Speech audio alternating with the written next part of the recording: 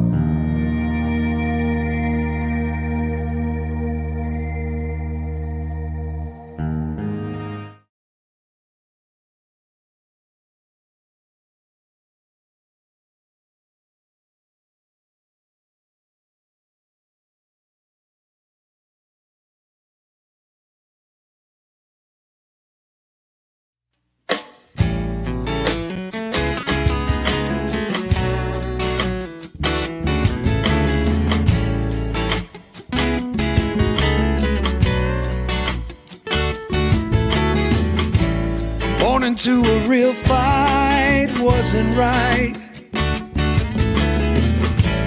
Where can she dream here? Took a hold of her. Great Wednesday day, everyone. How you doing out there? My name is Zach Clayton, Community Pay It Forward, Community Dare to Care, and the PAC channels. It is the halfway through the month show, which means that we revisit our first show with our great partners at ONEHOPE Wines, and we talk about the wonderful nonprofits, small nonprofits all over the country. Just to let everyone know, if you are a small nonprofit and you would like to join us, you can go on the little QR code up here in the corner. You can scan that QR code and tell us about what you do. If you are a small business and you would like to join us, that QR code is how you do it. If you would like to support what we do here by giving away the free clothing or doing the podcasting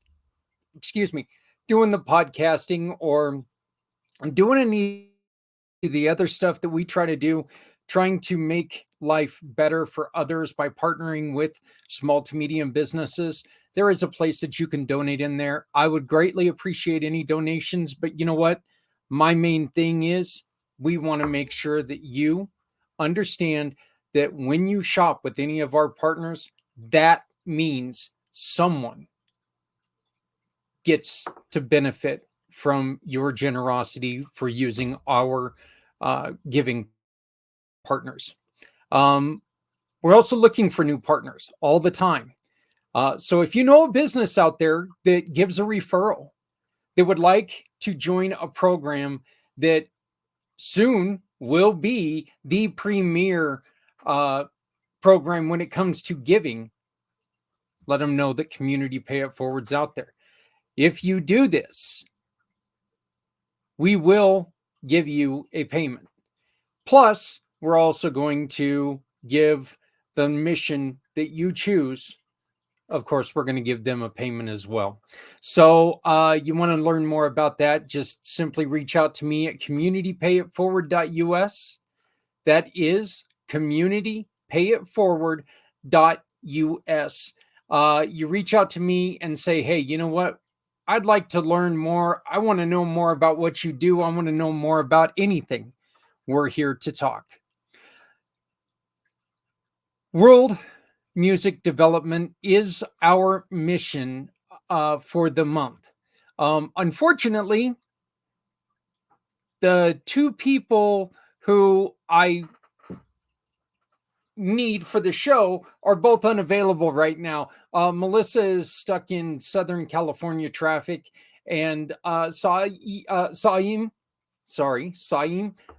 is running a little bit behind as well. So if they come on, we will stop the recording from 2 weeks ago and we will play it live. But right now, what we're going to do is we're just going to replay the video from 2 weeks ago so you understand the wonderful thing that they're doing at World Music Development. It's a great program right here in Colorado. And we are really looking forward to not only working with them for the rest of this month, but working with them for a while to come. So please enjoy this recording from 2 weeks ago. If they do come on, we will break away from the recording and we will talk live to them as they come on. After this, we will have two of our brand new partners. We're going to have Heather DeJesus and we're going to have Alexander Bihar. Alexander and I are going to be announcing something towards the end of the show that if you are a young entrepreneur, we got something for you. So please stick with us and enjoy this interview.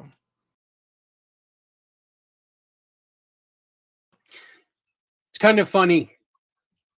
We've been playing this. I've been playing that song forever, ever since I first started this show.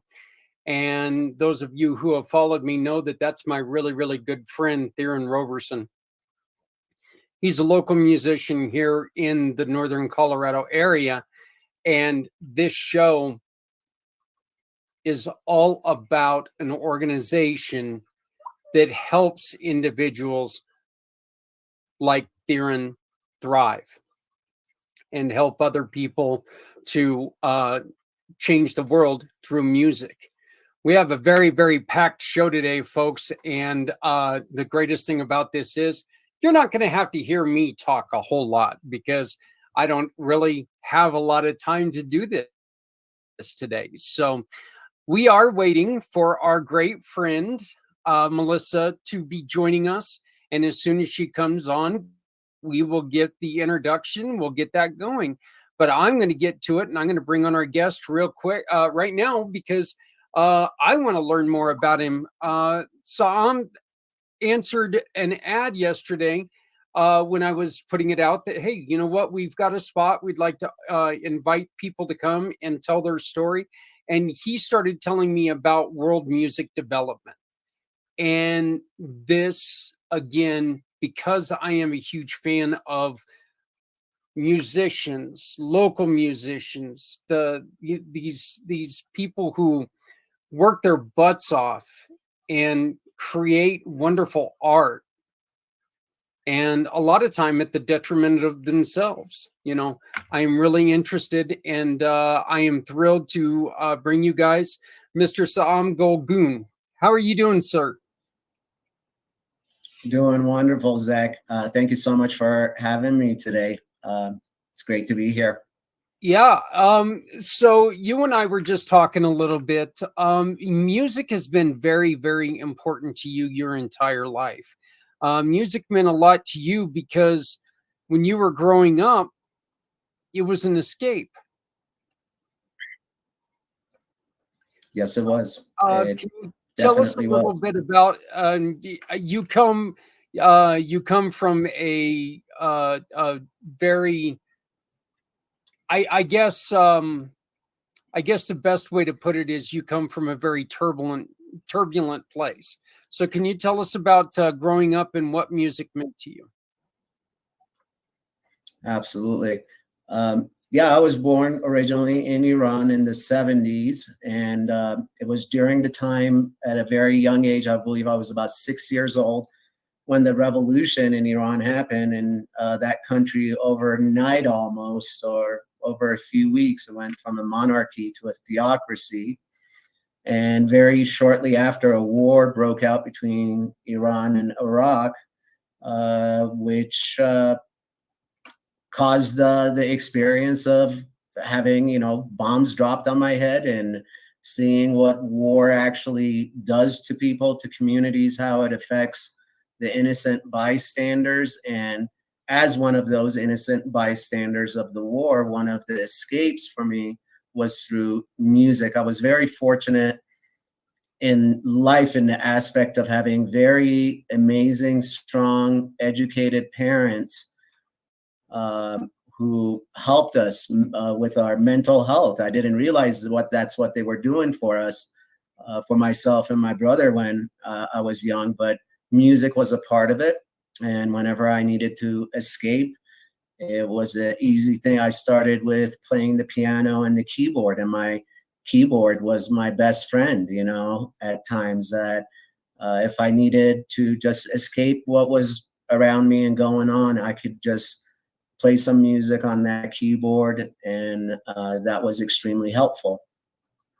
Then having the great opportunity of being able to escape the country and ending up landing in the United States in the late 80s, it was again through music that I was able to find a lot of connections that to this day, these connections all exist. And some of these folks are my best friends to this day. And I shared with you earlier, Zach, that I was part of a band in the early to mid 90s in the Dallas area by the name of Grassroots Willie, that the makeup of the band sounded like a joke. We said it was 3 Jews, 2 Muslims, a Christian, and an atheist that walk into the bar. What do you got? You had Grassroots Willie. And that was happening for me in my early 20s, late teens. And that's when I truly realized that cliche of the power of music. We hear that, the power of music. Well, what is the power of music? I've been thinking of. And that was one that I saw, how it brings people together. The other cliche of music being a universal language. I look at music that melodies don't need to be translated. A C note sounds like a C note where I sit over here in the United States, and how it sounds if you go all the way across the world in China. So it's how the listener interprets that note, the combination of those notes, that music does become a very personal experience for many people, as I have experienced it and seen it. So that's a little bit about me and why music is so important to me and what it's done for my life. Well, I'd like to introduce you to my great co-host, and the person who makes this possible, Miss Melissa Lozado. How are you doing, sweetheart? Hi, Zach. I'm good. Hi, Sam. Nice to meet you. Hi, Melissa. How are you? Good. Thank you. I'm doing great. Thanks for asking. I've been busy and doing projects and all that, but a good busy. Chasing dogs throughout the neighborhood? Oh, my goodness. My dog. He ran out the house the other day, and yeah, just imagine me running around trying to get him back in. Yeah. So Colorado prompt. Yeah. yeah. Yeah, she's actually in California, so the streets are a little more dangerous there. But Melissa, why don't you tell us a little bit about what you do at One Hope Wines, and just introduce yourself real quick. Yes. So, well, I am Melissa Lozada, and I am a cause entrepreneur with One Hope Winery. So, cause entrepreneur is I give hope. I give hope, and I do that by sharing wine. One Hope is a charity-based winery. We're out in Rutherford, Napa Valley, and we have donated over 10 million so far in donations, and we support over 40,000 nonprofits locally and globally, and that's any 501c3 nonprofit. And how we do that is we donate 20% of every purchase to nonprofit organizations. So our 4 pillars of health is clean water, health, education, and world hunger. And in addition, you get to choose your own 501c3 nonprofit that you would like to support with your purchases. And you can do this through our wine club. You can do this through any purchase, or you can just simply call me and we can hook up a fundraiser virtually. We could do it online. and we could do it in person. So it's nice to hear your story, Sam, as I was coming on, because for me, wine and music is totally relatable. You bring people together. Um, and that's what we do with our wine. We always say it's about the wine, but it's not about the wine. Our mission and our vision is not about, hey, let's go get drunk. Our vision and our mission is, hey, you want to purchase this bottle? Well, it's going to do some good for somebody. And, that's what we do. That's our goal. And we're also organic, and there's no preservatives added into our wines. And, it's just a great cause. So one hope. And hope. yeah, yeah, and then that was something that I was noticing on your the event that you guys have coming up. You guys are very, very conscious when it comes to the earth. So I know that the organic thing speaks to you really well. Melissa, can you please do me a favor and tell us about this wonderful little poster that we've got here? So I created a flyer here, and what we do with One Hope is we create event links when we want to fundraise for a nonprofit. So that way we make sure that purchase goes directly to that nonprofit. So what I did was I entered your nonprofit information into our system, and I created a fundraising link. So this link is open for about 90 days. And you can share it with your friends. You can share it with your family. If you're looking to buy wine or host an event, Mother's Day is coming. And we also have a beautiful gifting department as well. So 10% of every purchase will go to world music development through this link with One Hope Wine. And then again, the other 10% goes to One Hope charities. The One Hope Foundation, which does work on the 4 pillars. It's such a wonderful program, and I love being able to work with One Hope Wine, and I am so glad that you and I, Melissa, have hooked up, and we're going to continue this show. Sam, what are you looking for when it comes to musicians? What are you hoping to do with musicians? How do they play a part in your world?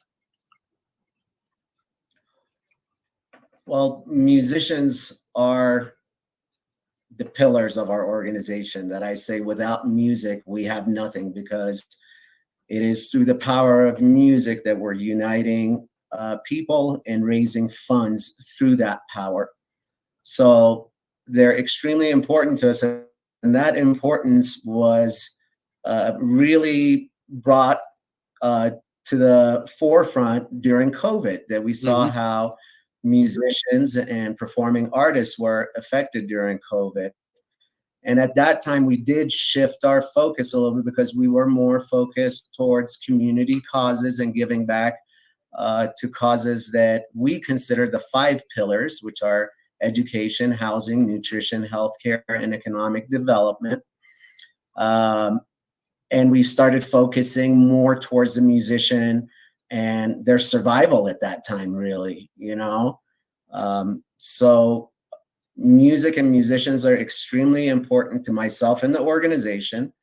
What I would want from any music, from my friends to any musician across the world, really, music is a tool, and any tool can be used the right way or the wrong way. And I want musicians to understand that and to be responsible with that tool, to be responsible with that power. That has the power to do a lot of good. The music really does. So let's continue to keep that in mind, and not ever forget it, and not just use it during times that we're facing disasters. There are definitely organizations such as Farm Aid that continually are using music to raise funds for farmers across the country. And that's a concept of World Music Development, our nonprofit, to continuously raise funds for causes and musicians around the world. No matter what's going on, we always need the help. It's not when there's a disaster only. And I think that's such a great point right there. You know, we as a species, we hear stuff like, you know, just in the last week, there were over 100 tornadoes in 2 days that landed in the heartland of America. Okay. And there were, unfortunately, there was loss of life. My wife, her family was directly affected by the heavy rain in Kansas. One house and one business was forced underwater. There was a lot of loss. I mean, one life is too many. And so you know that people are going to come together and they're going to work together to do something, but it shouldn't take a tragedy. We should be able to do this on every day, because where we may not know that there's a tragedy, there are tragedies everywhere. There are tragedies, you know, there are people who need our help all the time. And I think that, you know, that's one of the things that you, Melissa, and I all have in common, is that we're trying to find ways to work to support the everyday thing that goes on, you know, where my tragedy may be not as severe as, you know, 6 deaths and tornadoes ripping up my house. You know, it's still something going on, right? Mhm. Yes. Yeah. So Melissa, did you have anything? Yeah, well, it's Psalm, right? Psalm, am I saying it correctly? Yes. Okay. Yeah, that's correct. So I just, you know, for a girl that grew up in New York, you know, born and raised in the projects, I just want to say music was my everything. And I totally relate to your story. And when it comes to mental health, um, for me, music is life as well as fitness is life. You know, Mm-hmm. I'm a personal trainer at day, and you know, I fundraise at night. But music has always been something that has been a part of me and my family. And I mean, I married a man in the music business, so you know, it really is when it comes to your mental. When you just find a good song that relates to you, it it can really just change your mindset. So what you put in your mind, what you put in your head, what you read daily, what you listen to is so important for the soul. So I totally love this nonprofit, and I'm really happy to learn about it. And I'm also working with a nonprofit, LULAC, and we are going to start digging into mentorship programs and getting our high school students ready for life. And we're going to be hosting and doing a lot of events for them, and one of them is music. So maybe we can connect on that, and maybe I can pick your brain. Absolutely. You Well, first of all, oh, sorry, go ahead. no, go on ahead, please.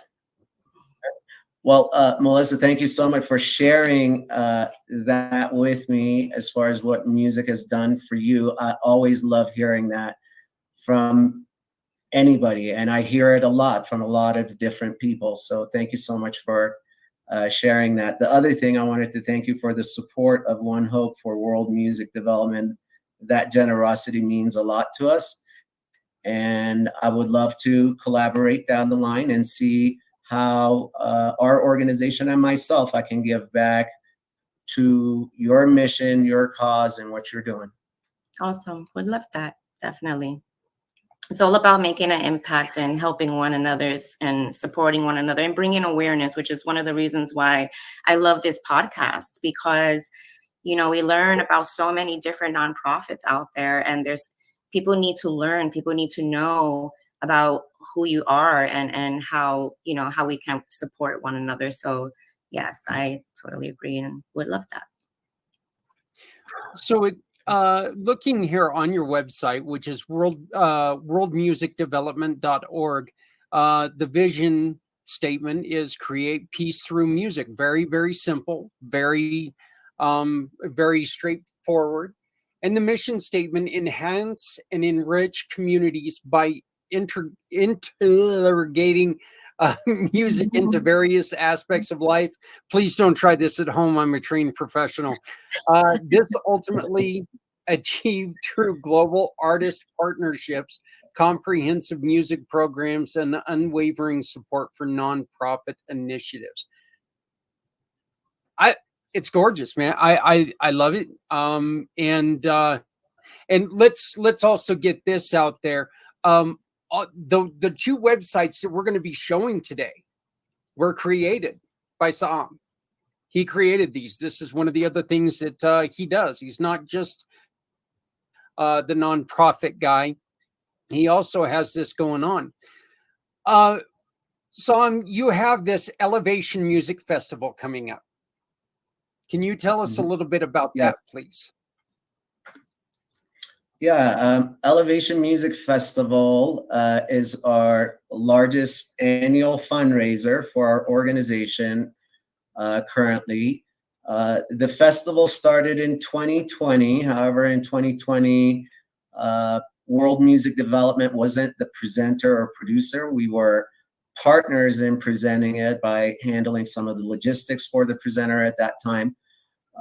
With some of the things that changed in 2023, the World Music Development basically took over ownership in the presentation of the festival.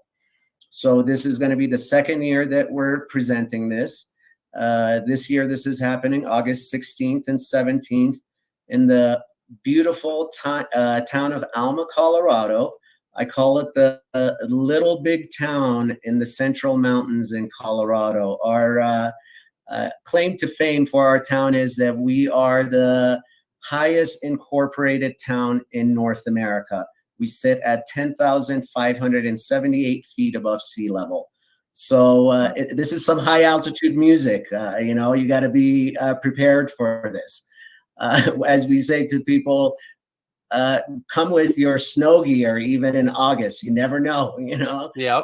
It will be sunny and beautiful, and then later in the evening, it can be dumping snow. But the format of the festival this year, we made some changes last year, the last couple of years. This was a ticketed event for general admissions. However, this year, the general admissions are free. However, we are charging for camping, and we have some VIP tickets. We call it our Elevated Experience that provides complimentary food and beverages throughout the weekend and hanging out with the artists and meet and greets with the artists. We're going to be announcing the lineup here soon, within another week or so. We're about 80% there on our schedule and final lineup. Let's see, what else can I share with you? You are looking, you're looking for vendors, and that's where I ended up getting that information about. You're looking for people who, you know, you've got very, very particular rules when it comes to vendors. They have to, you know, you need to make sure that, you know, everything is set up. They're the insurance, the disposable cookware, or not cookware, servingware, and stuff like that, which really talks about how, you know, what we were talking about with the organic. You know, this is something that it's a very green event, right? It is. You know, once you get to experience Alma, you'll realize it. I really am fortunate to live in a very beautiful part of our country, and yeah, many of us over here have that mindset because we live right in nature and we see the beauty of it every day, and because of that, we want to make sure we're good stewards of it, so we make sure that's reflected in our events as well. You know, that is one thing about us here in Colorado. Look, we are lucky that we are living in one of the most beautiful areas in this great nation of ours. You know, Colorado. Sorry, Melissa, I know that it's okay. I love Colorado, but you know, I mean, we're so lucky that we get to go outside every day and see mountains, and there's still, you know. This is so funny. It snowed 23 feet up in some of the higher elevations just the other day. And it was like, oh my God, really? it's, now May, but I mean, That was our town. Yeah, this last weekend, we had 2 feet of snow in our driveway on Saturday morning, I believe I want to say. Yeah, exactly. You walk out there yeah. and it's almost up to your So, knees at the end of April. Yeah. yeah. Yeah. And I mean, it's great because, it'll be 100 degrees down here in the Greeley area, and you'll look up in the mountains and there'll still be snow up there. And it is one of the coolest things in the See, world. You get to see that. what better reason to escape the city in August? It's really hot, and come up to the mountains and enjoy some awesome music and spend a couple Yeah. of days in the mountains and camp out. So, Yeah. I'm almost uh, thinking that, this would be a great place for, I don't know, beautiful One Hope Wines representative to come out and talk about her wines from California with her yeah. family, who's, I don't know, maybe her husband has something to do with music. Yeah, I mean, I'm just saying, not saying, just saying, so. Well, I have But ideas are running in my head, and I'm sure you got, I love the quote that, by the way, Melissa, you had on that banner on that QR code. But there's definitely thoughts going through my head that I'm going to be sharing with both of you offline once we're done with this. So, yeah, just watch out. This is just starting out, guys. Yeah. Awesome. there you go. The people who are crazy enough to think they can change the world are the ones who do. Yep, that is true. So that has to do with what we were saying earlier. We don't know if we can change the world for everyone unless we try. We don't know if we can solve everyone's problems if we don't do it. We have to get together. We have to try. I mean, that's so very important. And I think it's just a vital thing that if, we're getting together with a group of people who, and introducing great programs like yours, whose focus is, look, there's a lot of insanity out there right now. I mean, we're witnessing it every day. And I like the way that you are taking and bringing music into this, because where my kind of music is not what people would typically think we're relaxing, it's, to me, if I'm having just an insane day and I throw in, I throw in some of my bands and I'm just going to show my insanity here. But like, if I show in a little bit of, if I throw in a little bit of Lamb of God, I become relaxed. I love that. It helps relax me. If I'm kind of in a depressed mood, I throw in Faith No More, and their goofiness just really kind of picks me up and lifts me up. And, my wife, it just drives her nuts. So she's a country girl. She listens to country, and she sits there and just shakes her head and like, how do you not want to hurt yourself? That's so funny. Music has a tendency to do this to everyone. Every single one of us view it the same, or view it differently. Do we not? Yes. And it's funny because I'm thinking about my mom right now. My mom, may she rest in peace. But my mom loved music. I mean, if I touched her radio, it was on. We could not touch her music. But she slept with music every single night. It had to be on low, and she would just sleep. And I would always say to myself, how could she sleep like just listening, to music? Like, wouldn't it get annoying? But I realized, down the line, many years past, that was soothing for her. That relaxed her and put her to sleep. So, always when I was pregnant with my first daughter, we would put headphones on my stomach because we love music so much. We will always say these kids are going to sleep through music because we always playing music. They're going to sleep through the parties. They're going to sleep through it all. And this girl was born loving music. She has self-taught her own instruments. She plays guitar. She plays the ukulele. She plays the flute. She plays the piano, and she self-taught herself. We thought she would, become a star one day in music, but she took another creative route. However, just music is everything, and everyone needs to learn about world music. We need to put it out there. So Absolutely. Thank you. Well, so I want to ask you one final question. Oh, no, go on ahead, please. Well, I was going to share, that when I started paying attention to how much music is there in just my life and perhaps other people's life. And Melissa, you said that very well. Music starts for many of us uh, prior to birth, even. A lot of parents do that, to play music for the baby who's in the womb and everything. And then right after birth, what does it start with? It's the lullabies. That's the mother singing to the baby. But then even look at your life on a general basis. From when we turn on the TV, the commercials have music on them. There's music on the radio. So it's not just when it's music on its own. There's a lot of other things that we got going on, that music is the background of it.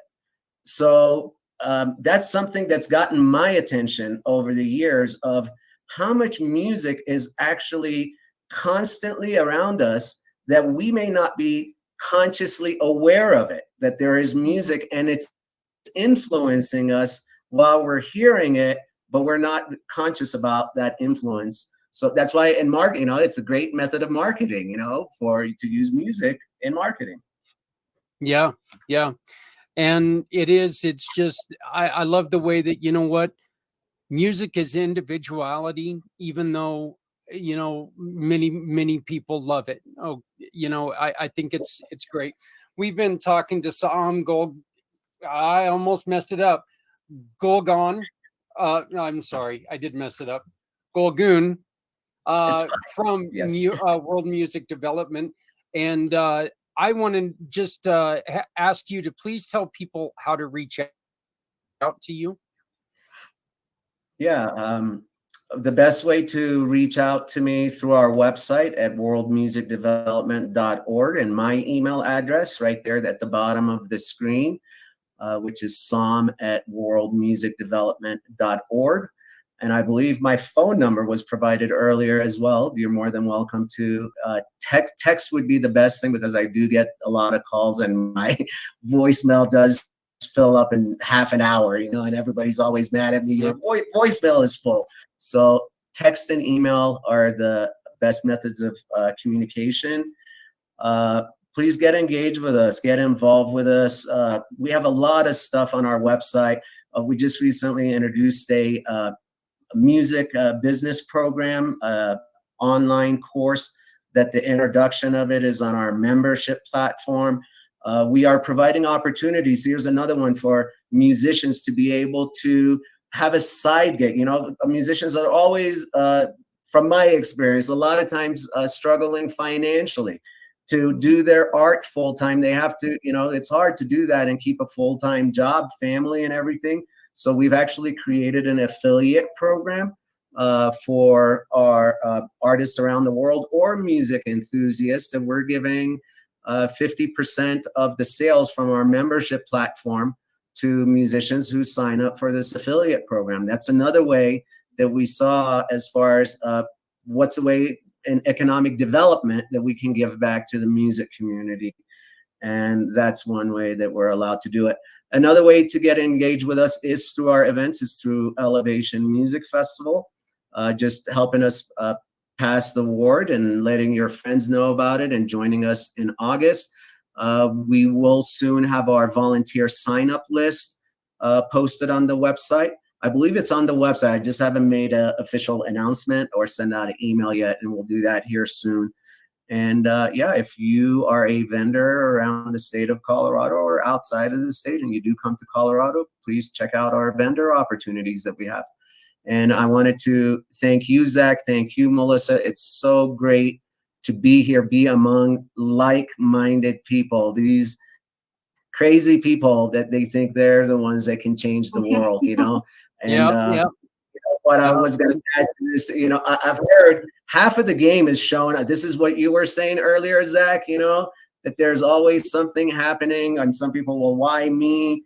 And how can I make a difference? Well, the difference is I've heard that half of the game is just showing up. So if we all did that just to show up, to give back a little and help each other out, I think the world would be a much nicer and much more beautiful place.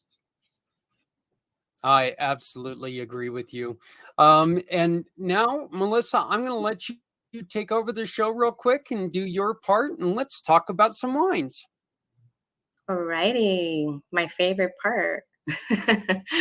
So, as you know, this is where we are fundraising today, and we're fundraising for world music development. And again, your purchase will support this nonprofit. I also want to talk about gifting, because gifting is important. We have Mother's Day gifts, and as you can see, we have been on Forbes and all kinds of wonderful magazines that display our beautiful bottles. Not only do we have beautiful bottles, like I said before, they're organically good. They are delicious. No sugar added, no preservatives added. And it's the perfect gifts for moms.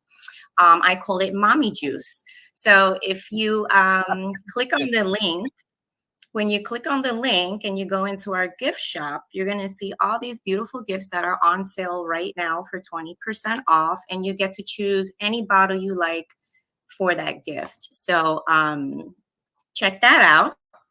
And I also want to share that our trio of love language is back. It went out of stock for a while. And these beautiful little babies, these are my favorite little bottles. And I remember when they first launched them, they're just so cute. They're eco-friendly, so it's a little smaller than a regular bottle. And they taste delicious. So we have a red blend, we have a rosé, and we have a Chardonnay. These three are also a purchase with purchase. So if you purchase 6 bottles, you can add these 3 bottles for just $30 to your case. So these wines are wonderful. The red wine, wonderful, nice, and it's not too sweet, not too dry. It's wonderful. Pairs well with wonderful cheeses like Vermont white cheddar. That's my favorite with this wine. But they're delicious. So try them out. They're only $20, and for our wine club members, it's even cheaper. So yeah, there you go. Yeah, and those wines there, Stephanie had sent me those last year. And They're so good. the rosé and the red blend, and yeah, those were really, really good. I did enjoy them. So and tell us some of the advantages of the wine club, please. So the advantages of the wine club is you save up to 20. And what I love is that we offer free shipping to our wine club members, and not many wineries do that. So it's expensive to ship wine, but because we donate, to nonprofits, and we have donated so much around the world, we're able to do this for our wine club members, where we give you free shipping on 6+ bottles. And it's also free shipping in between. You can skip your month anytime you want. So there's a 1, 2, or 3 month increment. We have a build your own option, so you can swap out your bottles at any time. And then we have a curated option where our winery picks the wines for you. And usually a lot of people like to go for that. If you're not too familiar with wines, you get the curated option. So you get to taste many different wines and reserves. And 10%, 20% is going to nonprofits. So again, every purchase is supporting nonprofits all around the world. And at checkout, all you have to do is choose your charity. And if it's not in there, you can type it in. So we got you. Yeah. And again, you can always visit our Facebook page. You can go to it's Community Pay It Forward One Hope Fundraiser. Go to our page. I guess I need to shut these so you can actually see it. But if you go to our page, we ask you, share your favorite bottles, share your favorite recipe. Tell us what you think about the One Hope wines. Tell people what you think, and tell us about your experience, and let's have a lot of fun. So Community Pay It Forward One Hope Fundraiser It is in a group, so it's impossible for me to share the link. I will have it in the description of this interview once we're done and I release it to YouTube and everywhere else. Yes, and on that note, when you do try OneHope, we have it's just wonderful. You try OneHope, and then when you review it on our website, OneHope gives you points, and those reward points are cash towards your next purchase. So that's another thing I wanted to mention real quick. OneHope, not only are you donating to nonprofits, you're receiving 5% back on all of your purchases at the same time. And when you're a wine club member, we're giving you gifts, $500 worth of gifts, and you get, I think there's there's 2 reserves that you get. You get an iconic, you get a reserve, and you also get a $200 credit. So if you ever go to Napa, you can visit OneHope, and our chefs will gladly chef it up for you. So that's another beautiful perk that we have with our. And I know that you and the Goddess of the Grape, you guys both love doing that. You love doing all the events and everything. Once again, here is the QR code. You simply scan that code that Melissa has worked very, very hard on. You just scan that code, you make any purchase, and our wonderful guest and our wonderful highlighted nonprofit of the month, World Music Development, gets 10% of every bottle you buy, and 10% also goes to the 4 pillars. Melissa, can you remind us of the 4 pillars, please? Yes, it's world hunger, clean water, health, and education. And that you'll be able to find that QR code all over Community Pay It Forward and the PAC channel pages all month long. So, Saad, thank you, sir. Sam, thank you, sir, for joining us. And I look forward to talking to you again on the 15th when we do our half-month show. Melissa, as always, I'm so glad that we got to get this back together. And I will talk to you both very, very soon. Sam, I will send you all this information when we're done. I will direct an email that connects you two as well. So, but I want to thank you both so very much. Once again, if you want to get a hold of Sam, it's Sam at worldmusicdevelopment.org. That's SAAM at worldmusicdevelopment.org. Or you can text him 970-389-8197, 970-389-8197. I'm not sure. Maybe I've already been drinking today or something, because I am just having one hell of a time talking. So words are hard sometimes. yeah. This English language that I speak, whatever. So, but again, I want to thank you guys both very, very much and wish you both a great evening. And I will talk to you both soon. Thank you. Thank you, Zach. Thank you, Melissa. We'll see you Keep up soon. the great work. Bye.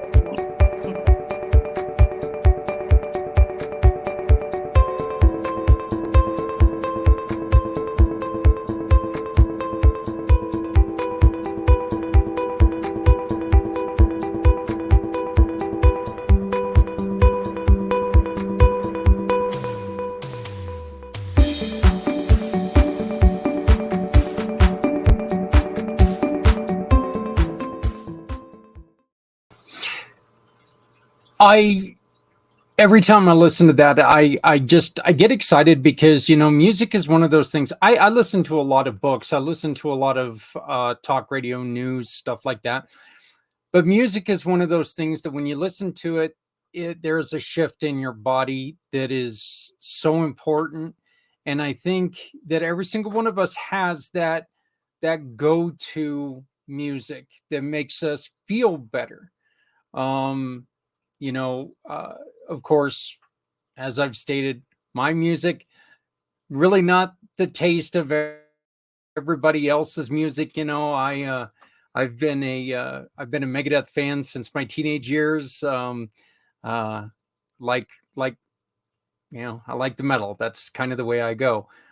Faith No More is one of those that if I'm having a lazy day, It's one of the bands that just, you take, you listen, you laugh, and you're able to take and come back from it a little bit. And I think what Sam is doing and his group, what they're doing, I think it's wonderful because it's giving music the recognition really that it should get. You know, it's giving them the credit that it should get, because it can change lives and it can change people's perceptions, and it can really bring people together.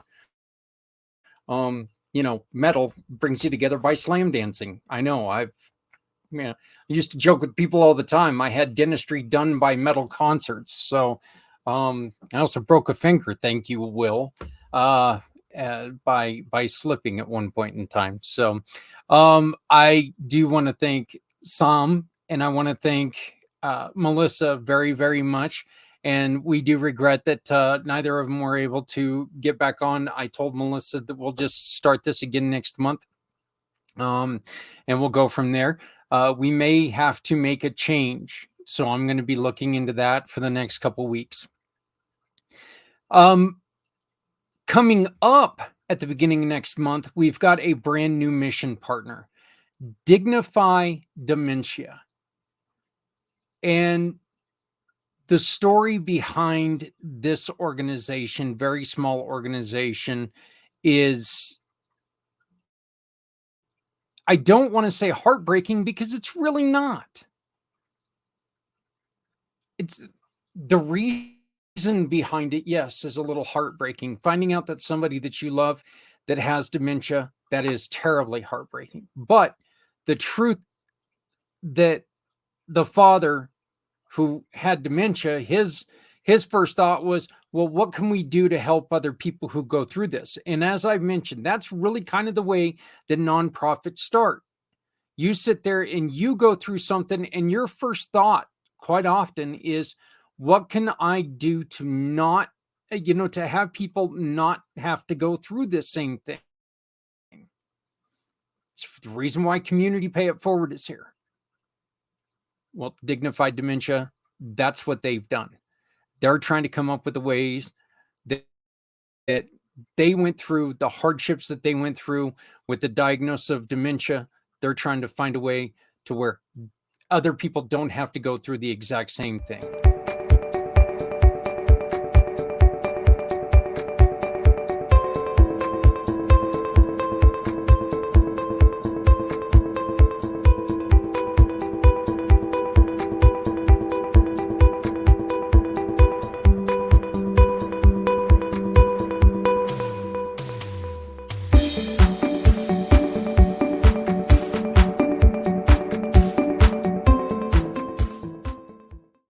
And they will be our guests starting next month on the One Hope Wine Fundraiser, Community Pay It Forward One Hope Wine Fundraiser. Brand new to the family are our next two guests. The first one, a bookkeeper that does things a little bit different. Okay, a lot of the bookkeepers that we have as partners or have had in the past, you ask them the question about taxes and they didn't want to, that wasn't their game. It's not a problem. That's great. Hey, specialize in what you do. That's not Heather. Heather said, you know what? I feel better if I take this on. And so Heather does taxes. She is a bookkeeper that does taxes with Burton's Bookkeeping. Another, as I've mentioned before, another brand new partner to the Community Pay It Forward family. So I would like to introduce to you Heather DeJesus. I for some reason I was thinking I called her Deborah, but no, it's Heather DeJesus from Burton's Bookkeeping, brand new to the family. Wonderful, wonderful story as a teacher. So many exciting things that she's done, and I really, really enjoyed this interview, and I hope you will as well.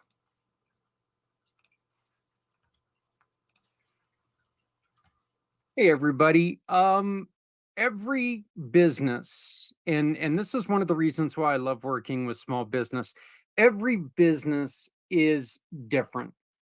It's also one reason why we never have an exclusivity or exclusivity in our program, because everyone has their own specialty. One of the greatest things about my guest today is she does things a little bit different than the other bookkeepers we have. I'd like to introduce you to Heather De Jesus. How are you doing? I'm good, Zach. How are you?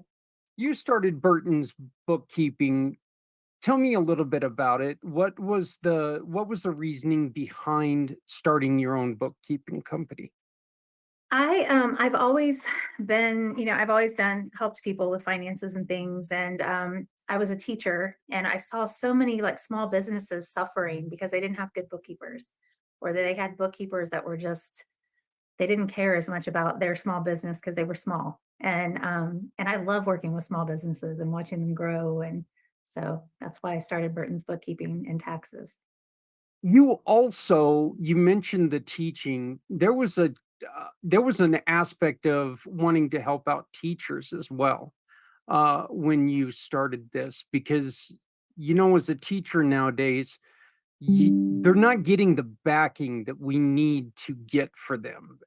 They have to provide their own supplies and stuff like that, which to me is still, and you and I talked about this when we first met. My son is a teacher over in Japan, and it is completely night and day. It is so much different over there. But you saw with your experience as a teacher, you were like, well, I also want to make a difference for other educators. Yeah, because as an educator, my husband used to, I drove him crazy because I kept buying things, you know what I mean, for my students because I wanted them to have it. And now with, my own business, I can give to them, you know what I mean? And so they're not spending things out of it. So it's nice to be able to like go on a field trip with the kids or something, or do extracurriculars and help the teachers that I used to work with and other teachers as well. So it's always nice to do that. Let's go off script a little bit right here. What if you were able to talk to people in the community and say, hey, you know what, if you can do this for a local teacher, it would really help them out, what would that be? Providing supplies for their students. Just ask them. It's like I was a math teacher and I was begging for pencils. You know what I mean? I can't, literally I had like them on shipment from Amazon coming so that I always had them. Just like ask them like simple things that you think that we don't have them. Pencils, paper, like we have kids that don't have book bags, coats. Things that, and here in North Carolina, it gets cold, and the kids don't have coats. And so it's simple things. Just call your local school. They will be so grateful. So grateful that you, even a little bit, even if it's $20 worth of stuff, $10, it'll be very well received. So in other words, folks, there's a great idea. Okay, this school year is coming to an end for most areas. I know that there are some schools that go all year long, but school is coming to an end. So let's take in, and throughout the country, let's start getting together and collecting school supplies and dropping them off to a local school, maybe a school that your kids used to go to or something like that, just to try to help them out. And of course, for anybody in Colorado, if you do have a school without coats, or you do have a kid that needs some clothing or something, make sure you reach out to us here at Community Pay It Forward, because Community Dare to Care, we do have tons of clothing and shoes and stuff like that. But let's get back to introducing Burton's Bookkeeping. One of the things that you do that are different from other bookkeepers are you do taxes. So you are a true all-encompassing, I don't want to say all in one, but you're an all-encompassing bookkeeping program.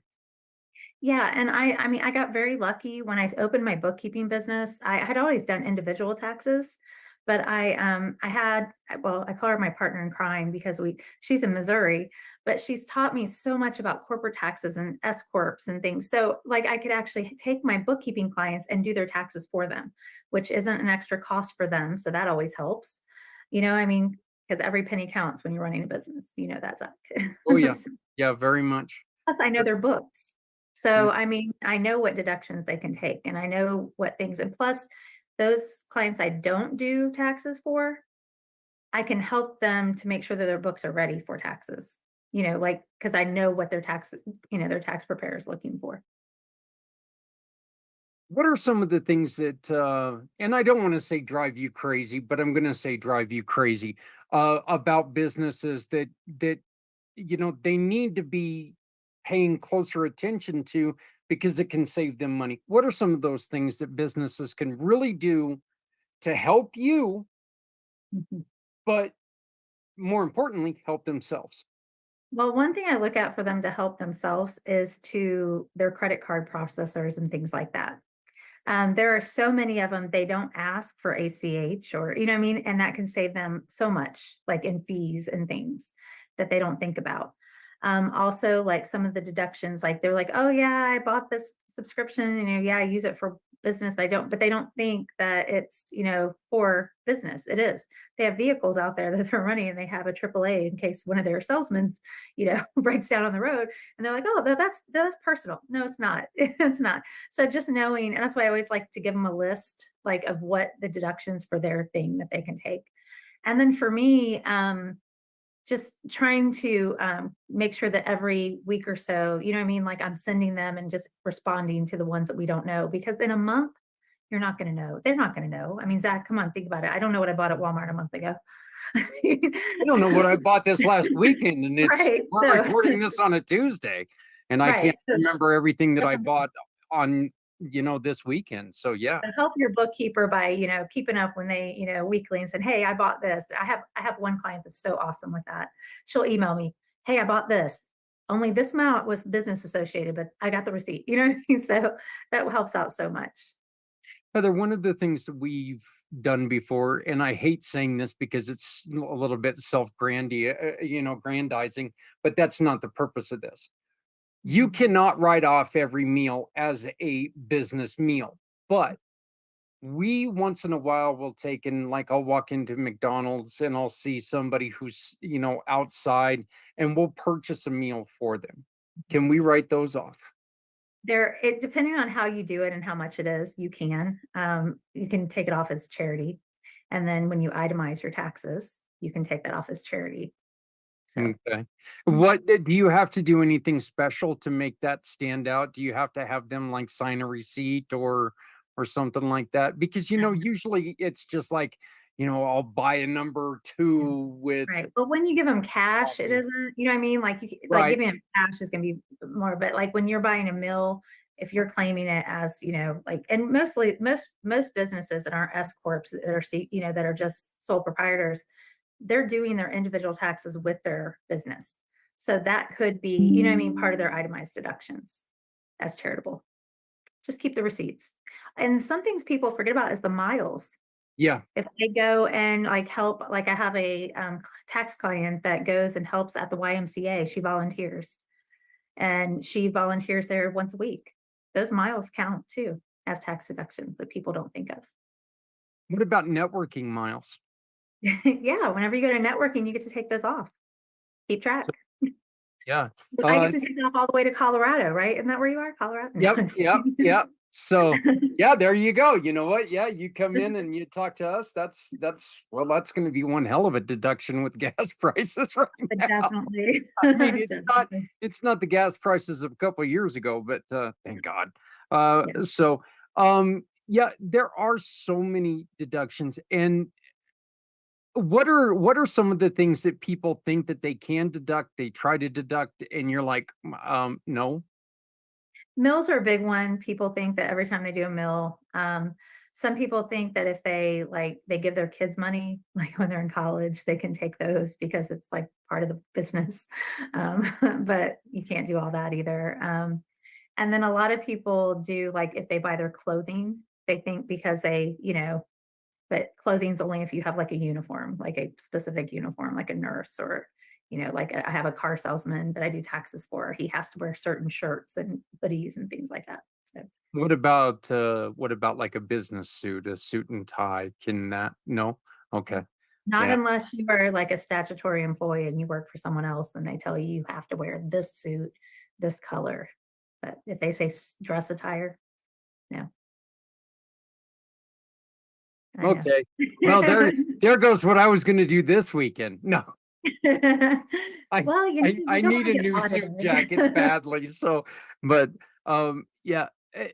And how long have you been doing this, Heather? I know that once again we talked about you left teaching to do this, but when did you start? Well, This book? I started Britain's bookkeeping in February of 2023. But I have done bookkeeping and taxes for years. It just was my side hustle. It wasn't my main thing. And I'm so happy that I finally, took the plunge and did that. So I've since full time since February of 2023. What is it about numbers and numbers with you? You said that you were a math teacher. What is it about numbers that excites you? They make sense. And just like math, and algebra, it's like finding out what the problem, what it is. So one thing with bookkeeping that I love is finding out why the numbers don't match and what's missing and what's not. So same one with taxes. How can we get that bottom line down as low as possible and still stay within the law? Yeah, it, I think it's really funny that a lot of bookkeepers they just don't want anything to do with taxes. Yeah. And um and what why are you stepping out different from them and saying, you know what, we'll do the taxes? Is it easier for you to keep the books when you're doing everything? Well, it is. It is, but it also helps me to, like, for example, whenever I get a new client, I always get their tax return, whether I'm going to do their taxes or not. So I get to kind of look at what they took off last year and kind of see where they are. And I can say, hey, you're not where you were last year. Did you forget to put something? Did you put on a personal card? Did you? But what I like to me, it's kind of like going to a baseball game and staying for 4 innings and not seeing who wins. You know what I mean? So where I get to do all their bookkeeping for the year. We do their taxes, and then we get to see, how well we did at estimating taxes, how we do. Plus, it helps me prepare them for, how they're going to pay their estimated taxes for the next year. So it kind of helps me to, I don't know, it's like finishing the process.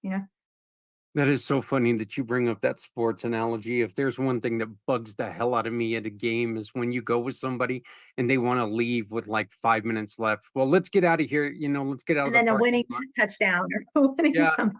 yeah, and I'm a hockey fan. 5 minutes, that can be 6 goals, It and can. Mhm. so it's like, no, no, Yeah. we leave now. Look at all the other people hitting the doors. I don't care. We'll We're just wait. going We'll into just more wait. chaos, so we'll just walk slower. It's Well, fine. you're right. And I Oh, don't know about you, but I grew up in Ohio, so we always had hockey. yeah, And we always were like, well, I guess once we were of age, it's like, well, I guess we'll have one more beer before, before yeah, we just wait on everybody to go, and we'll yeah, just sit there and wait. But yeah, yeah. you don't leave because you never know what happens. Yeah, we grew up in Kansas, so we only had water when the ice blew into town, and that was about it. So there wasn't a lot of water there, but not until you got to eastern Kansas, and then you had a little bit. But um, you where are you at now? I'm near Charlotte, North Carolina, in a town called Hickory.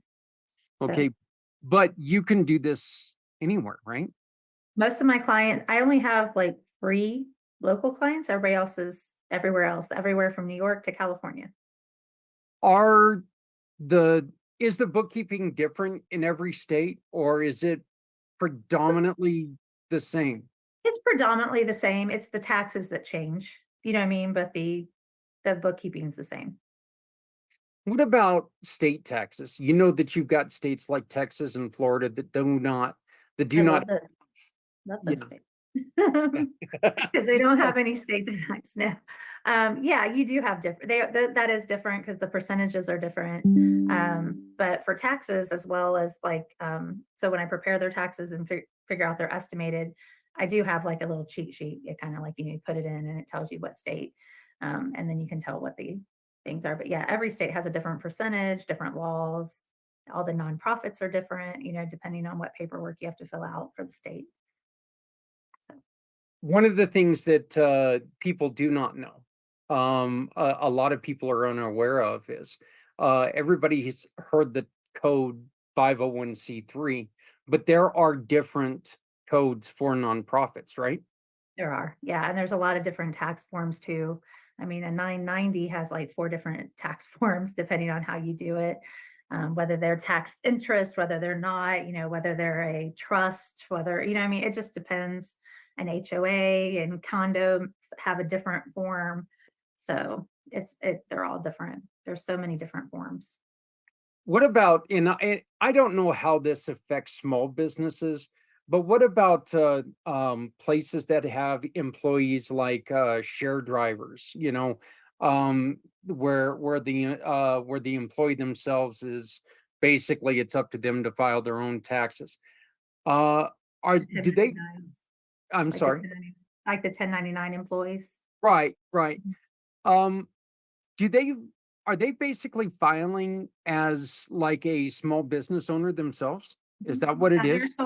they're a sole proprietor and they do a Schedule C basically, so that they can take off, like, for example, Uber drivers. Hmm. They take off so they can take off their gas and their mileage and things like that, whatever their Uber shirts, because they have to wear certain shirts sometimes. And so yeah, they basically operate like a small business. They just don't have an EIN number. Okay, do they have to file quarterly or is it at Not the end of the year? usually, not usually, and it varies. You're supposed to have over a certain amount, but the thing with them, they don't get penalized. Like, for example, if I don't do my estimated taxes, I mean, it's not a large penalty, but it's like a small penalty because you didn't pay your quarterly taxes. With them, it's more of they get it at the end of the year, so they don't really know. You know what I mean? They don't have it. It's not like they're getting quarterly, like with your business and my business. We know what we spent this quarter. They don't. You know what I mean? They can estimate, I guess, Yeah. but they Is there something that they should be doing to make sure that everything is above board? Or do you have any secret weapons for them that they can make sure that they are uh protecting themselves against overtaxation? Well, and I have several clients that are like that. Like I have a lady, for example, she works for her son. She does 1099 work for him, like a virtual assistant, but she doesn't have a business. You know what I mean? It's not a business. And she calls me like every quarter and she says, "Hey, this is how much I've earned. How much should I pay?" And so those can do, and plus I always try to give those people, especially if I've done their taxes the year before or I'm going to do them. Because I do have some people who started calling me, "You're doing my taxes next year. You know that, right?" And I'm like, okay, sure. um, which I think is great. You know what I mean? That means they heard about me this year, and apparently I did a good job somewhere. But I always try to give them a list, like, and I have them specific for each one. You know what I mean? Like virtual assistants, Uber drivers, salesmen, the insurance salesmen that are like statutory employees. So there's lots of things that they can take off, and I usually have a list of that, for each one. Uh are there any businesses that you try to stay away from because the taxation is a little more time consuming or S corps tend to be like S corps with, like, for example, they're very interesting because there's a lot, like, for example, I did a construction company and they had several trucks and then you have to do all the depreciation. Those take a lot of time. I don't mind doing those, but I always feel that they really need someone in their state to do those, only because they need to know exactly what the depreciation is. You know what I mean? Like when they bought the vehicles and things, and someone like a CPA or an EA in their state could do that a lot quicker because they could actually go to the vehicle, find them, do all that. So the ones that have a lot of equipment, I usually try to stay away from. I mean, not because I can't do them, but it's easier to do those things on hand, or the ones that have a lot of inventory, and and it's not counted. yeah, and it probably is better for them to be having someone closer Mhm. to them. Like Uh, I have a bookkeeper friend who has a liquor store and she's right down the street and she does bookkeeping for them. Okay, I couldn't do that because you have to literally go and scan every month their inventory. You know what I mean? So that's not, that would be very hard. So I try to stay away from companies like that just because it's easier for someone there to do it. But there's so many that are not, there's so many good CPAs and EAs and tax preparers in those states that they could do. I just feel that they do a better job. if anybody's got any questions, how can they get a hold of you? That way they can find out if you are the best choice for them. Well, I have a website, which is burtonsbookkeeping.com. And then I'm pretty sure they can see it, right? My phone number and my email Yep. address. So feel free to, you know, call, text, or email, or look at my website and book an appointment. And I also, and this is something that a lot of people don't say, if you just have a question, I'm not going to charge you for that. So please just call and ask me. You know what I mean? If I can answer it for you, that'd be great. You know what I mean? So some people are like, oh, I'm just starting out. I can't afford anybody. At least ask, you know what I mean? And I have no problem with people calling and asking that. So. And that's one of the reasons why I think that you are such a great, brand new member of the Community Pay It Forward family, because you are willing to help people. And that's, of course, what we're looking for here in the family. We want to make sure that, we're trying to protect business owners, and we're trying to help out business owners. Our program is really good for newer businesses. The other aspect, of course, is that you came from the teaching, the teaching background, and you understand the trials and tribulations that they have to go through. That is definitely one of the things that we respect and love about you and your heart for teaching. What are some of the other like causes that really touch your heart? Well, I work with, I wasn't able to give it up. I work with exchange students through a program called ASSE, and they pay us a little bit, but it's really not about the pay. It's just I love meeting. Like we had a exchange student last year from Australia. That was so much fun. He was the same age as my son, so great. And then I have right now this a little girl from Japan, and believe me, when you talk about the teaching being different, she is, I mean, she's just like the first month she was here, she was like, "I can't believe this place." You know? But like that's kind of a passion that I love hanging out with those kids and doing those things with them, just seeing seeing this country from a new, perspective or a different perspective, and then learning about theirs as well. That might be something that I want to talk to you about. I got an email the other day about exchange students, and uh, if I could afford to pull that off, I mean, if we just got the help with the food and everything, I would love to do that. My wife and I have the aspiration to take in foster children, but right now with us taking care of mom and dad and their poor health, bringing a child in that needs that much care and need, that's a little difficult. So, and we've had a couple of them that have been very problematic, and that's a little. Well, that's one thing that's nice about this. These kids they don't come over unless they're really good kids. You know what I Mhm. mean? They're literally here to experience the culture and try to figure out the difference. And um, I mean, I'm just gonna tell you, my son still like he's gonna graduate next year. And we had Seth last year, and he's like, "Oh, I can't wait to go to Australia." You know what I mean? I want to go to Australia and see Seth. You know what I mean? So they build bonds. And I mean, so many of host parents, they end up taking trips over there and seeing their kids. And I mean, it's just it's a great experience. So if you can ever do that, you know what I mean, you'd enjoy it, believe me. That's actually really kind of funny because uh Free, my son in Japan, he every time he wants to take, and he's talked to parents and said, "Hey, you know what? If we can come up with the money when I go home, I'll take your child with me so they can experience it."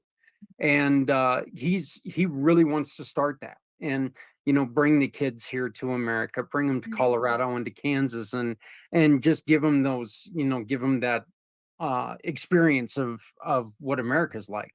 Right. Of course. Make sure you give me his number after this, because we have places all over the country. In Japan, we definitely have one because that's where they send kids here from. So Oh, that's wow. yeah, Yeah, so that please would. let me know. I would love to, because they would love that. That'd be like a field trip. They'd love it. Oh, yeah. Oh, yeah. And of course, we joke about it all the time because he goes, "Yeah, Dad, the only problem is that they've not seen someone as big as you usually." So, you know, Yeah. but Yeah, my host parent that has the Japanese little girl, she's like this tiny little thing, and he's 6'4". And she yeah, was a little intimidated by him when she first saw yep. him, but she's like, Yeah, he's it's just a it is kind of funny because Free, along with being a teacher a kindergarten teacher there in Japan with children with special needs. He's also a professional wrestler. So every once in a while, he'll go in with like a blackened eye or something like that, and they'll just love him. And every year, he'll take and that's how he wishes me happy birthday. He'll have his entire class Aw. record a happy birthday, Mhm. message to me, and it's really They're special. so I sweet at love that it. age. I have a 4-year-old and he's just like, he's so sweet. Like if I hurt myself or, I mean, silly stuff. Oh, are you okay? They're so thoughtful and sweet at that age.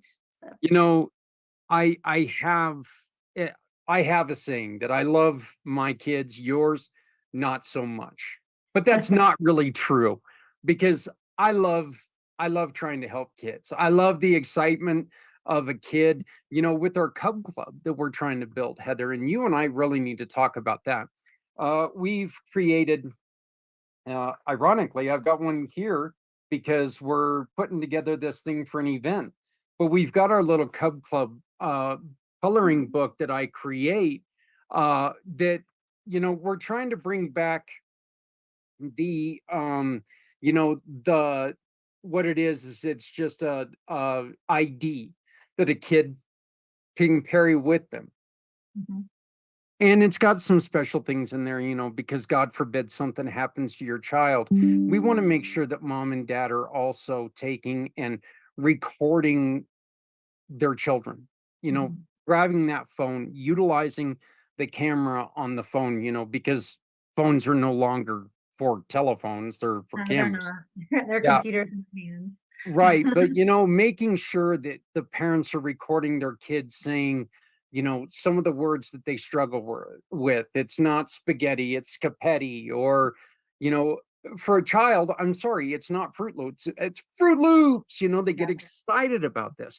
These are things that we need to make sure that we're recording. So again, God forbid your child comes up missing, we recognize sounds a lot more than we recognize children's pictures. And if that's something that we can put with an Amber Alert, because an Amber Alert, they say watch out for a yellow Toyota.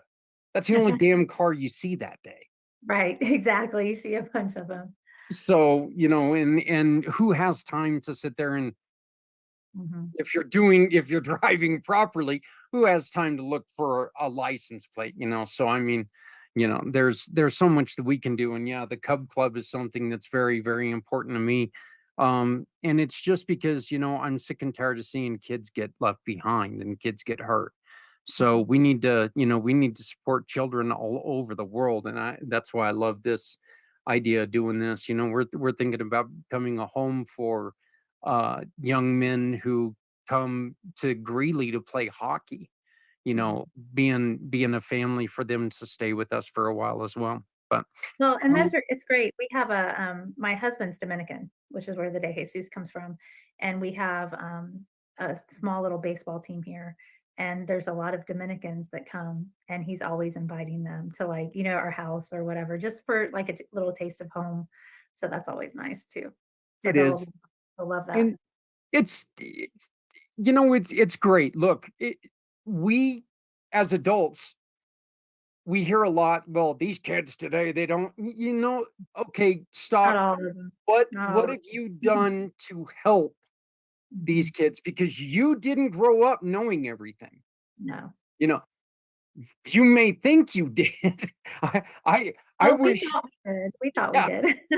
I wish I knew half as much as I knew when I was 16 years old because I knew everything.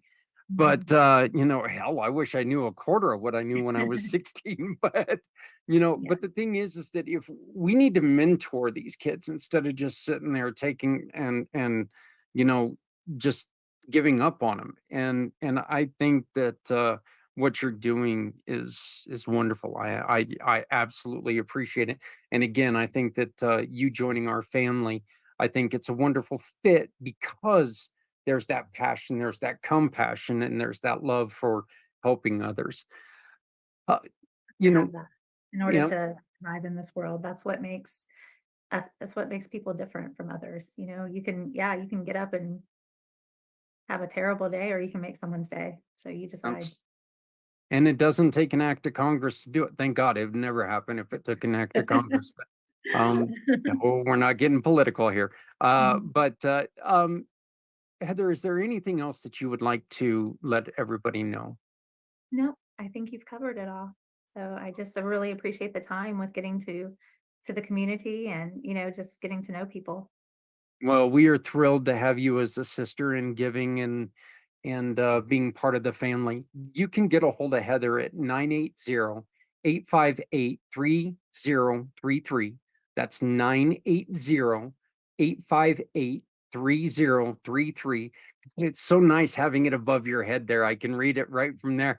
I Usually learned that from my business coach. She Yeah. said, you don't have your name or your number, because I have the B squared left over from like my algebra days, because I just couldn't not do that. And she's like, put your number on there, put your email. So Yeah. I have to thank her for that. So. It actually really is, because like I said, usually I have to sit here and I have to do this, and after my accident, my palsy in my eye, I can read with my eye open, but my eye automatically shuts. So I got to sit there and try to focus on what I write. And for some reason, I'm trying to reteach myself cursive writing, which means that it's just god awful sloppy. But you can also reach her at her email address, which is heather@burtonsbookkeeping.com. And make sure you put that S on the end. It's not Burton, it's burtonsbookkeeping.com. Visit her website at www.burtonsbookkeeping.com, or you can always go in and punch in the word Heather, bookkeeping, taxes, whatever, at communitypayitforward.us. Her name will pop up. And please, like she said, if you have any questions, ask. She's not going to charge you. There's no commitment needed. This is, this is trying to help you as a business owner, you as an individual. If you have questions on how to make things easier, just call her, 980-858-3033. Ours is 970. So that there for a second, I almost had to bite my tongue there. I was like 980. So 980-858-3033. Heather, I want to thank you very much. Again, welcome to the family. And I really cannot wait. I'm looking forward to doing a lot more work with you. Thank you so much. It's been great to be here. All right.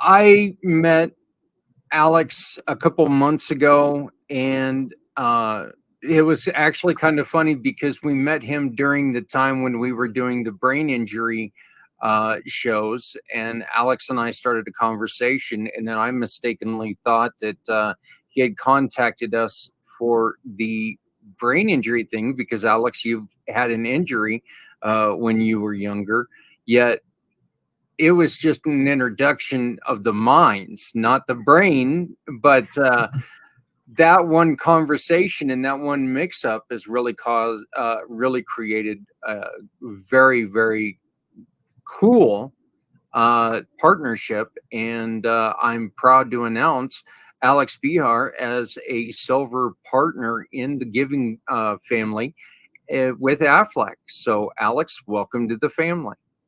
Thank you. Very happy to be here. explain to people exactly what is AFLAC, because I know there's a lot of people who have misconceptions or who are thinking it's health insurance or something else. It's not that. It's a supplement. Yeah, so we do a really good job of marketing our duck, and that's about it. So, what AFLAC does is not health insurance, it's not car insurance, it's not home insurance. It is purely a medical supplemental insurance. And what that is, and the way that we actually go about implementing that, is we go to different companies and use companies as a platform to offer our plans to their employees. What our supplemental plans look like, they're accident, cancer, short-term disability, hospital indemnity, things like that. And the whole point of these plans is to provide people sort of gap protection, right? With the way that medical insurance costs are rising in the United States and the way that they're covering less and less, the out-of-pocket expenses are just shooting up. And so what AFLAC does is it's able to mitigate that. It's able to cover your out-of-pocket expenses that go along with some sort of accident or injury. Okay. And so this basically just takes care of the stuff that your medical insurance does not take care of. So yes, it's pretty much all of those secondary costs associated with an accident. And once again, I do want to be very clear. What AFLAC does is it gives you cash.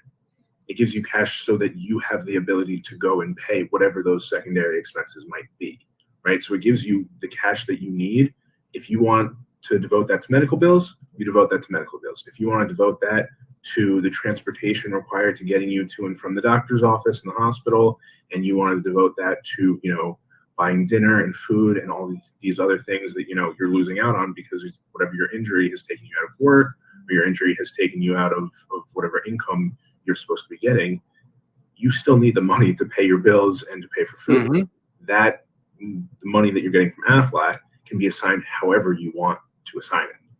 So it's really just money that we give you as sort of a cushion when you have some sort of injury. You are, as people can see, you're very young. You're still in college, as a matter of fact. And you are doing some studying for psychology, the psychology field. But that doesn't mean that you want to completely leave AFLAC because you're really enjoying your journey.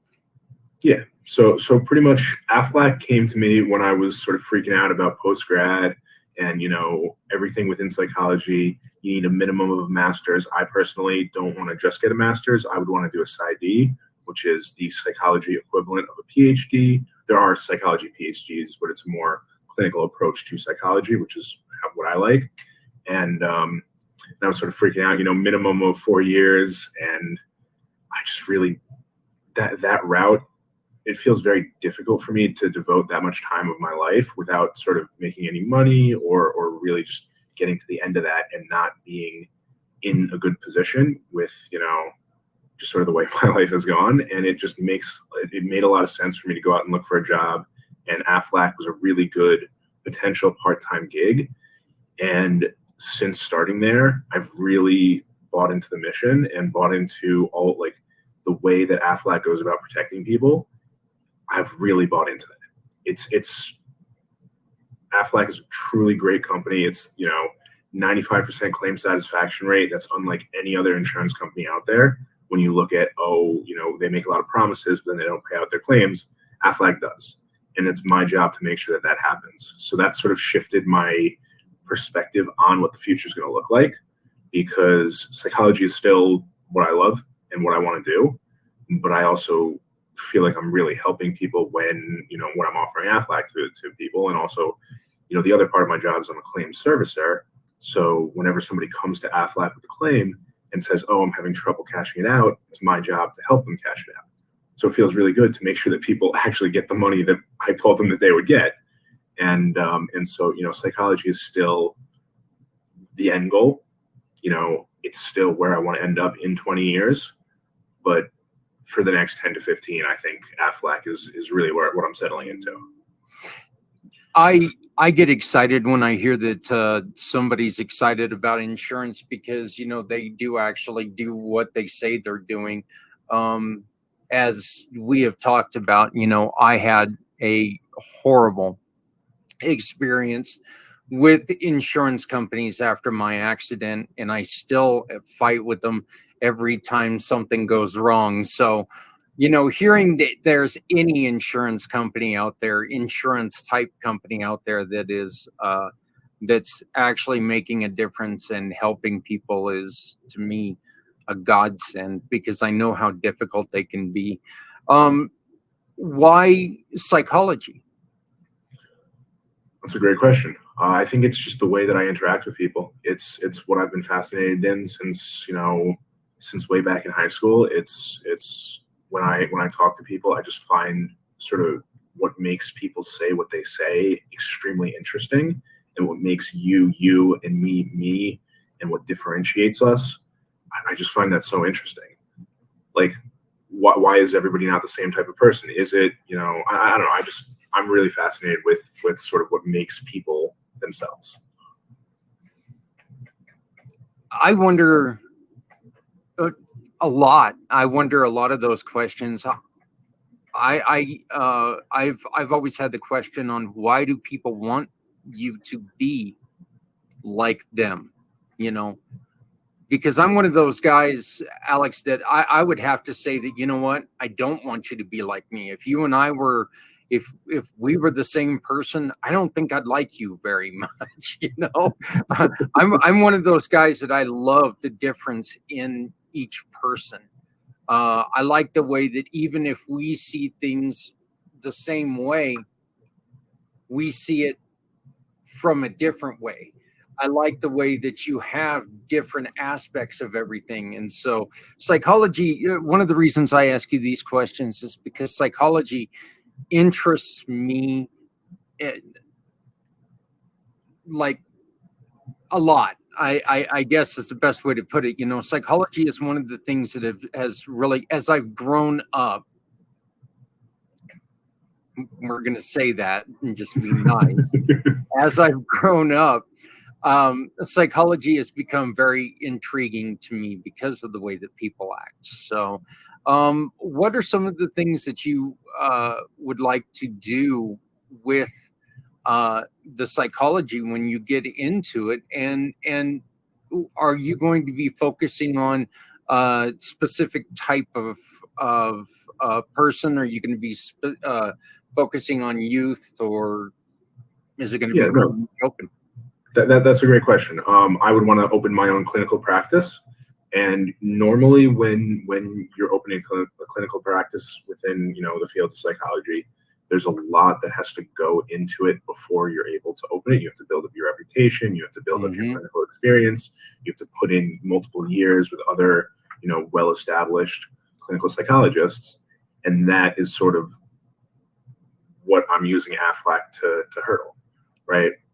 A combination of AFLAC and getting the PsyD as opposed to a master's would allow me to set up my own practice and not have the risk that is normally associated with a clinical practice, right? Because the whole thing with opening your own practice is risk. And if I have 20 years, 15 years, 10 years, however many it is at AFLAC, I'll have a residual stream coming in, and I can instead of focusing on I need to make X amount of money from this many clients, and I need to reach this many people, I can just focus on outreach and reaching out to people who need me. And there is no specific target audience. It's whoever feels the need to walk in my door, I want to be able to help.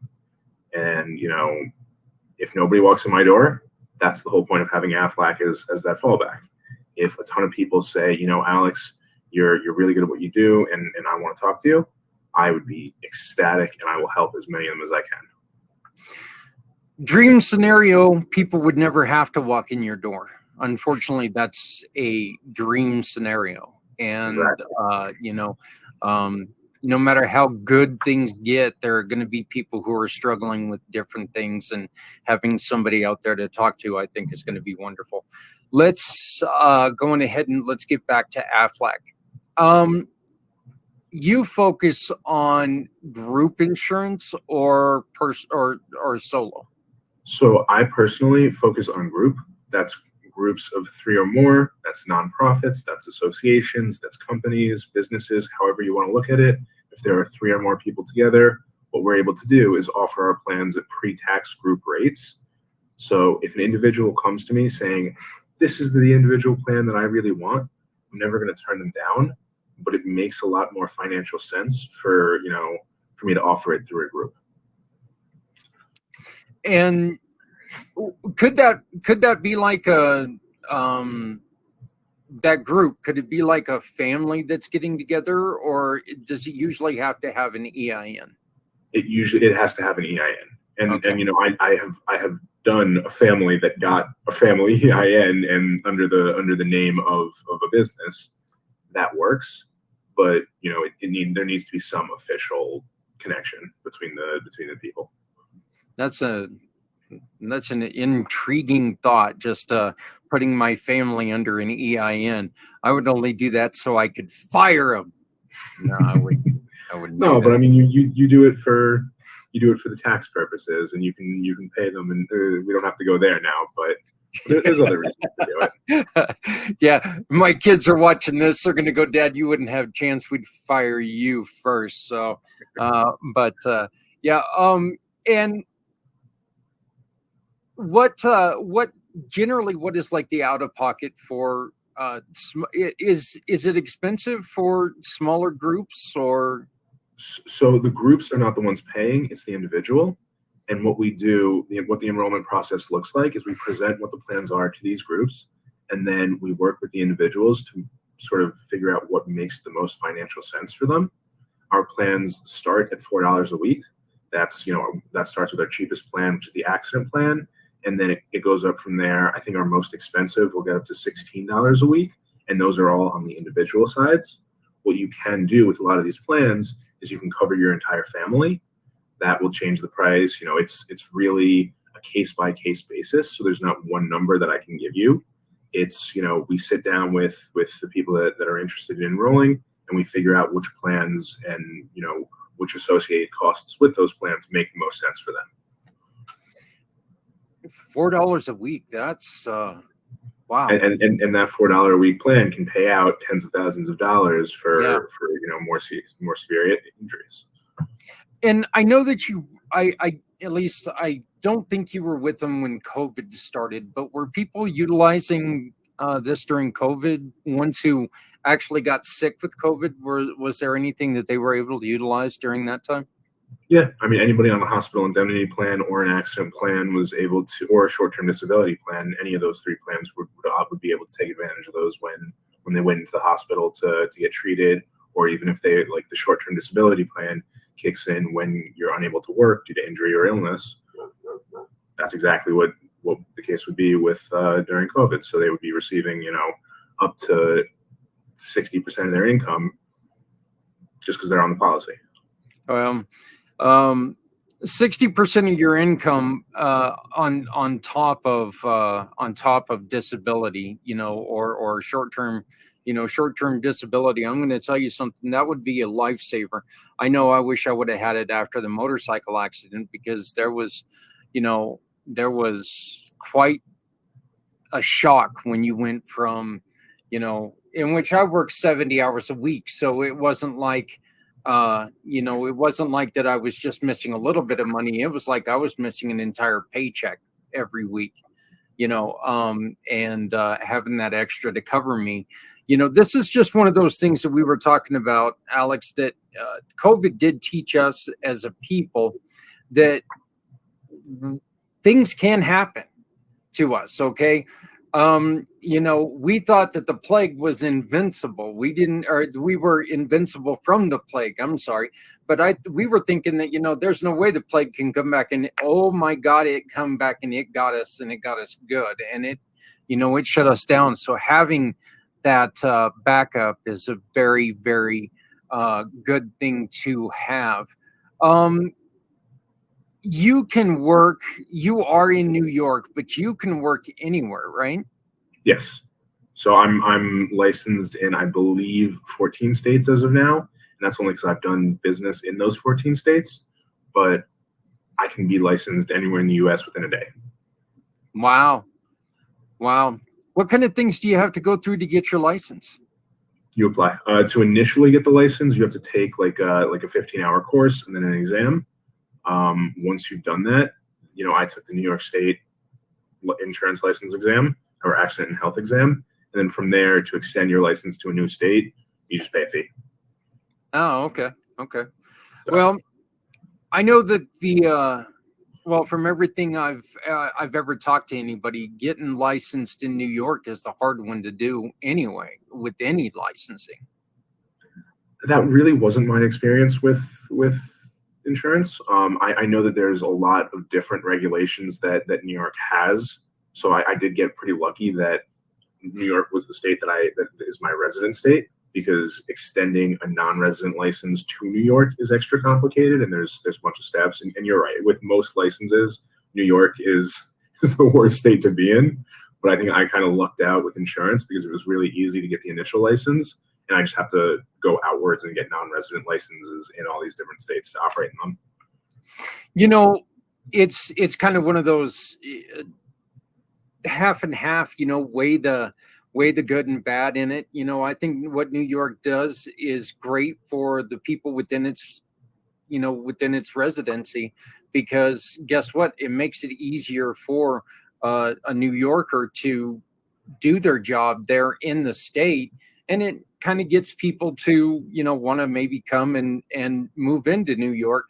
But yeah, it does kind of suck for somebody who's outside and just wants to offer the coverage to people. But, like you said, for you, you're golden. You're already there. So where are you in your schooling? Are you a junior or? I have one more semester left. One more semester left. So yeah, yesterday was actually all like my class's graduation. I took a semester off to be with my dad and spend a little time in Vermont with him, and then ended up doing a lot more than just that. But and by a lot more, I just mean I ended up doing a little bit of traveling and then spent a lot of time with him towards the end. But yeah, so I took one semester off, and I'm just graduating at the end of the fall of next semester. Well, you know what? Good. That way the focus is all on you. So that's what I'll say. So where do you want to be with AFLAC in 10 years? Do you still want to be a representative? You want to be up the chain a little bit? Where do you want to be? That's a great question. And honestly, I don't have a solid answer for you, because, if I'm in the same position I'm in now, I'd want to have a larger book of business and just kind of continuing what I'm doing now, just on a much larger scale. If I would want to climb up the ladder, sort of what you do is you build a team and you just instruct other agents and you help other agents on their path. And you don't go into that until you have your own book of business. So regardless, I'm going to do what I'm doing right now for at least 5 or so years. And then it's just a decision of whether or not it makes more sense for me to just keep growing my book of business, or for me to go up that ladder and sort of start helping other people or other agents. Are you telling your classmates about your experience here? Are you trying to recruit them? I mean, yes and no, because it is, if I bring you in, I get a 5% cut, and being an agent at AFLAC is not an easy thing to do, right? Mm-hmm. There is not a huge retention rate for the employees that come in. So and everything's commission. So it's a little difficult for me to go to a friend of mine and say, start at this commission-only job where you're going to have to put in a month of cold calls, cold drops, learning the process, and, spend a little bit of money on a license. And you really have to have faith in what AFLAC stands for and what AFLAC is able to offer, because it is a risk. And, I felt like I was at a time in my life where that risk made sense and was worth the potential, benefits. And I'm reaping the rewards of taking that risk, but it's not for everyone. It's, if you really feel like you're good at talking to people, you feel like this is something that you believe in, then, definitely I would recommend looking into it, but it has to be something that you really feel passionate about. Well, let me ask you this. You just mentioned the cold calls and stuff like that. What was there a technique that you learned or a technique that you used to have some success in cold calls? It was very much so you're handed a script and you're told follow the script. The script didn't work too great for me. I do not like, reading off of a script. I like having a conversation with another person. Yes. There's another thing where, when you're calling from an insurance company, you don't say the word insurance. That's the big no. One of the things is, oh, is this insurance? No, we're not major medical insurance. And then I'm not gonna give away like the whole thing, but it's you deny the fact that you're an insurance company. I hated that. When people asked me what we did, I said we do supplemental insurance through your company at no cost to you, and we offer these directly to your employees. And that's what I did. And just when you're a lot more direct with people, they either like it or they don't. And you get hung up on 90% of the time, but that 10%, that's gonna be somebody that agrees with what you're talking about and likes what you're talking about and wants to work with you. It is tough that word, hearing that word because of the mistrust. That mistrust has been earned. There's a lot of insurance companies like the ones that you have to deal with. Yeah. That have underwriters that are specifically designed to make it so that these plans don't pay out according to what they promise, because it's just going to make them more money if they don't pay out their plans. And even if they just drag these payouts 2 or 3 years, that's still making them more money because they have the opportunity to use the money that they're not paying you to either reinvest or to pay out the claims that they were supposed to have paid out years before that. So they can just kind of stagger the payments and grow in the interim. So, these companies have sort of built this terrible reputation for insurance. And like, it's really terrible to like, that's the one part of this that I don't like, is operating in the same space as a lot of those people. Yeah. Yeah. But it's really sort of, how can you differentiate what we do here at Aflac from those other companies, and how can we we have the highest claim satisfaction rate out of any insurance company. And if you look up what is the most ethical insurance company, I think Ethosphere is like the premier rating service. It's been around for 18 years. Aflac has won every award that they come out with for 18 years. It's like, I can say that Aflac is a very ethical insurance company. It's going to take more than me saying it for people to believe it. It is. And I'm just going to say this: you're very convincing. You truly are. Look, Alex, the one thing about you, the one thing that I love about you and I appreciate about you is you are so easy to talk to. There isn't a lot of, pomp and circumstance with you. You are just a good young man. You're easy to talk to. You're very attentive. You truly care about someone. And I think that's, and we say this when we talk about our partners, is that we've got a group of people within our family here at Community Pay It Forward who actually give a damn about other humans. And that's one of the reasons why I really love you and what you're about.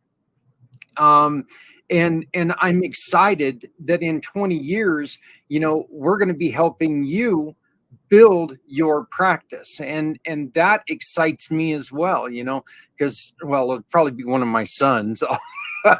I'll be in a rocking chair or in a body cast somewhere. But I'm excited for the future when it comes to young people like yourself, and especially you, because of your energy, your compassion, and just who you are. And so I really want to say welcome to the family. And I truly do mean that, because I am excited for you and I'm excited for your journey. And I will say, for all those reasons that you outlined, those things that you look for in people to join Community Pay It Forward, that's the same reasons that I'm super excited to be joining. And I really appreciate that I appreciate the kind words, and I'm really excited to be joining the family and to be working with you. Yeah, I appreciate that. You and I, we're going to take in, we're going to do another step. You and I are going to be on the 4th Wednesday of every month. You and I are going to be sitting down with some of the younger professionals of the United States. And we're going to be talking to some of these youngsters these kids that are on my lawn, these young professionals that are starting a career, starting a new life, and we're going to talk to them about some of the struggles and some of the achievements that they've accomplished. And I am extremely excited about that. What are you looking forward to learning on that? Meeting people, connecting with other, because doing what I do, I don't, every table I sit down at, every Zoom call that I join is I'm the youngest by far. I've never sat down at a table and looked over and seen another recent college graduate. It's well established professionals. It's business owners that have owned their business for 10, 15, some even 48 years. Sorry, I'm thinking of one specific company when I say 48 years. But it's well established people in their industries, and I'm not, and it feels a little out of place that I haven't met anybody in my situation. So it's going to be really nice to meet with other people that are doing not necessarily similar things, but are in similar positions to me, and being able to connect with them and figure out what drives them and what makes them do what they do.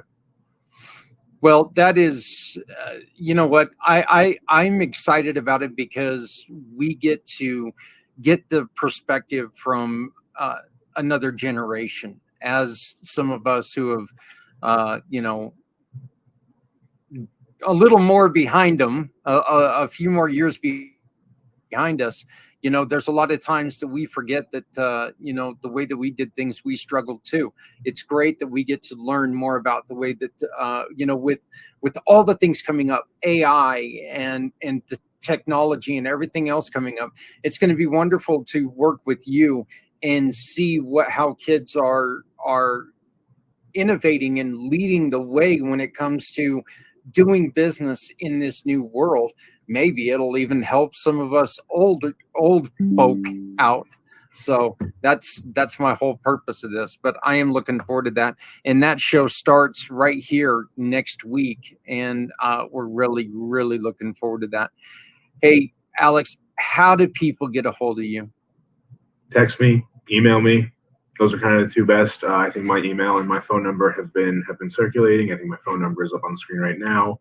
If it's urgent, you give me a call. I answer my phone at least 75% of the time. If it's you're interested in working with me, you shoot me an email. That was a great time for the email to switch.